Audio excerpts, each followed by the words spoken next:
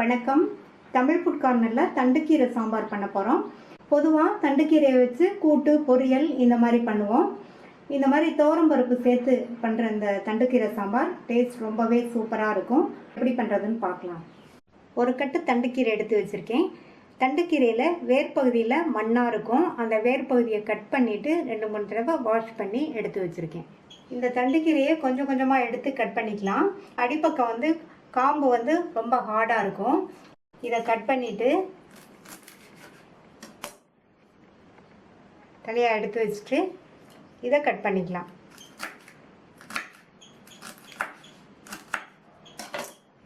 இந்த கீரையை பொடியாக கட் பண்ணணுங்கிறது கிடையாது, கொஞ்சம் பெருசாகவே கட் பண்ணிக்கலாம். அது சாம்பாரில் போட்டு வேகும்போது நமக்கு சுருங்கி கரெக்டாக இருக்கும். இதே மாதிரி எல்லாத்தையும் கட் பண்ணிக்கலாம். 100 கிராம் துவரம்பருப்பை 2-3 தடவை வாஷ் பண்ணி வச்சுருக்கேன். அதை இந்த குக்கரில் சேர்த்துட்டு இது கூட 1 கப் தண்ணி, 1/4 டீஸ்பூன் மஞ்சள் தூள், 1/4 டீஸ்பூன் பெருங்காய பவுடர் நல்லா கலந்து விட்டுட்டு மூடி போட்டுடலாம். ஸ்டீம் வந்ததுக்கப்புறமா வெயிட் போட்டு மீடியம் ஃப்ளேமில் 4 விசில் வேக வச்சுக்கலாம். மீடியம் ஃப்ளேமில் 4 விசில் வந்துருச்சு. பருப்பு நல்லா கரெக்டாக வெந்திருக்கு. இதை இறக்கி வச்சுக்கலாம். ஸ்டவ்வில் பேன் போட்டிருக்கேன். இதில் 1 டேபிள் ஸ்பூன் எண்ணெய் சூடானதும் அதில் 1/2 டீஸ்பூன் கடுகு, 1/2 டீஸ்பூன் உளுந்து, கடுகு உளுந்து பொரித்ததும் அதில் 1/4 டீஸ்பூன் சீரகம், கொஞ்சமாக வெந்தயம், ஒரு 1/8 டீஸ்பூன் அளவுக்கு வெந்தயம். இதையும் நல்லா பொரிய விட்டுறோம். அடுத்து இது கூட 3 சின்ன பல் பூண்டு, 10-12 சின்ன வெங்காயம், ஒரு கட் பண்ண காஞ்ச மிளகாயையும் சேர்த்து வதக்கிக்கலாம். இந்த வெங்காயம் லைட்டாக வதங்கினா போதும். 2 மீடியம் சைஸ் தக்காளியை பொடியாக கட் பண்ணி வச்சுருக்கேன். தக்காளியை சேர்த்துட்டு இதையும் 1 நிமிஷம் போல் வதக்கி விட்டுக்கலாம். தக்காளியையும் 1 நிமிஷம் வதக்கியாச்சு. கட் பண்ணி வச்ச கீரை இதில் சேர்த்துட்டு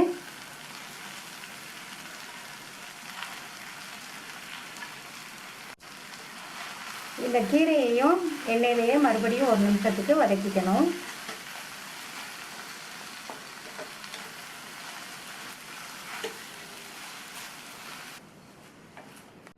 கீரையை 1 நிமிஷம் நல்லா வதக்கி விட்டாச்சு.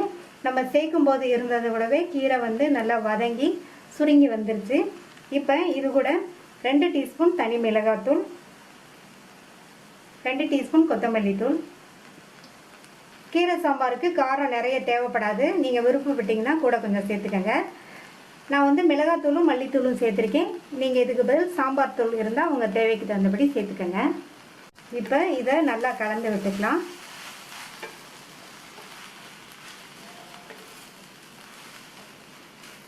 கீரை சாம்பாருங்கிறதுனால நான் இப்போ வந்து இதுக்கு உப்பு சேர்க்கலை, கடைசியில் சேர்த்துக்கலாம்.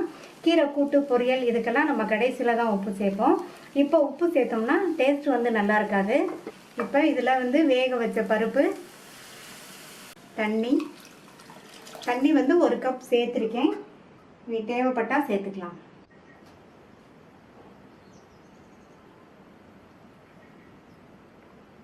நல்லா கலந்து விட்டாச்சு. இதில் இன்னொரு 1/2 கப் மட்டும் தண்ணி சேர்த்துக்கலாம்.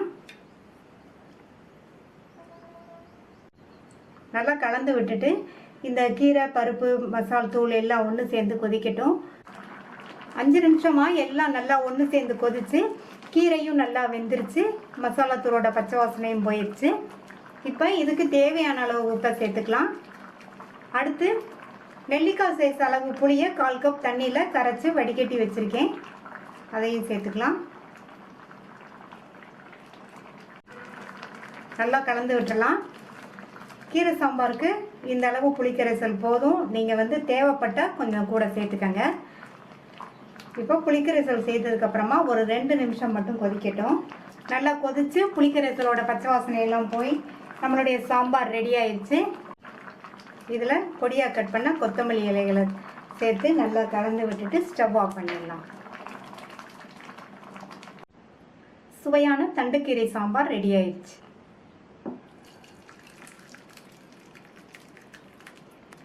நீங்களும் ஒரு தடவை தண்டுக்கீரை சாம்பார் ட்ரை பண்ணி பார்த்துட்டு உங்கள் கமெண்ட்ஸை சொல்லுங்கள். தேங்க்யூ.